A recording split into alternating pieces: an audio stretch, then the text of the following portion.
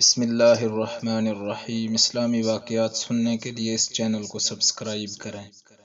حضرت یزید بن ابی سفیان رضی اللہ عنہ کے متعلق یہ افواہیں گردش کرنے لگیں کہ وہ طرح طرح کے کھانے تناول کرتے ہیں، اور یہ خبر یثرب کے تمام اطراف میں پھیل گئی، یہاں تک کہ جب امیر المومنین حضرت عمر رضی اللہ عنہ کو بھی اس بات کا علم ہوا تو آپ رضی اللہ عنہ نے اپنے ایک غلام یرفا سے کہا کہ جب تجھے پتہ چلے کہ وہ کھانے میں حاضر ہے تو مجھے بتا دینا۔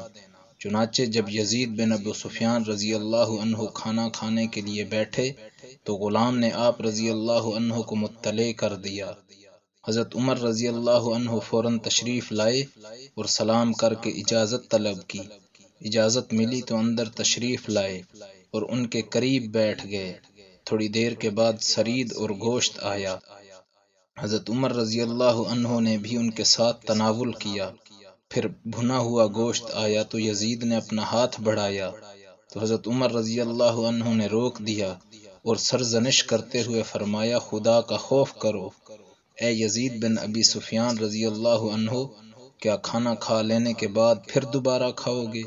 اس ذات کی قسم جس کے قبضہ میں عمر رضی اللہ عنہ کی جان ہے، اگر تم لوگوں کے طریقے کے خلاف چلو گے تو وہ بھی تمہارے طریقہ کے خلاف ہی چلیں گے۔